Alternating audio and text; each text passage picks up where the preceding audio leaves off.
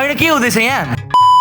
आज फेरि video बनाउनलाई mobile उठेको थिएँ त भाइ पनि यता टिभी हेर्न थालेछ नि त जसले टिभी मात्र हेरेर हुँदैन भनेर यिनीलाई पढ्न पो बसाए भाइ फेरि पढ्न छोडेर यता खेल्न गएकोले आन्टीले भाइलाई नराम्रोसँग नै गराउनु भयो नि आन्टीले चाहिँ भाइलाई कराएको देखेर बुझ्ने चाहिँ फेरि पढ्न थालिहाली एकछिनमा चाहिँ फेरि बुक कपी राखेर बुझ्ने चाहिँ फेरि झ्यालतिर चढ्न थालिहाली अनि आफ्नो हिडन ट्यालेन्ट देखाउँछु भनेर आँखा पो बढ्न थाल्यो त भाइले चाहिँ फेरि बुझ्नेको जस्तै के गर्छु भनेको त चाइनिज पो बनिहाल्यो त यता फेरि माथि आएको त आमा त बाती पो काट्नु हुँदो रहेछ आन्टीको पनि यसो सेवा गरौँ न भनेर आन्टीलाई पानी लग्दैछ आन्टी त थ्याङ्क यू पो भन्न थाल्नुभयो त यिनीहरूको फेरि टिभी नभए मोबाइल पो हुँदो रहेछ त एकछिन पो राख्दैन नि त जति बेला पनि हेरेको हेरे पो गर्छन् भर्खरै मोबाइल हेरेर आएको भाइ चाहिँ फेरि मलाई मोबाइल देखाइदिनु भनेर पो मतिर आउँछ त आन्टीले फेरि यता अङ्कललाई बोलाउनु भन्नु हुँदैछ अङ्कल त फेरि तासो खेल्न थाल्नु भएछ त यता फेरि अमित चाहिँ कहाँ गएको अरे मलाई भिडियो बनाएर पठाइ पो गर्छन् त फेरि यता मम्मी आन्टी चाहिँ खोइ कता जाने भनेर मेकअप पो गर्न थाल्नुभयो त अनि यहाँ घरमा लिची रहेछ हामीले चाहिँ लिची खाइहाल्यौँ अनि यो भाइले चाहिँ के खाएको खोइ म त केही बुझ्न पनि सक्दिनँ हौ एकछिन फेरि घर जाने बेला भइसकेको थियो यो भाइ चाहिँ मलाई पुरानो पो हिँडेको अरे अनि यहाँ फेरि घर आउनु पाएको छैन पानी पो पर्न थाल्यो त त्यही भएर वरिपरि केही पनि देखेको छैन उता फेरि अमित तर्सेदिउँ भनेको त अमित तर्सेन नि पो मलाई चाहिँ फेरि लास्ट निन्द्रा लागेको थियो अनि म चाहिँ सुतिदिएँ आज लागि यति नै हस् त नमस्ते बाई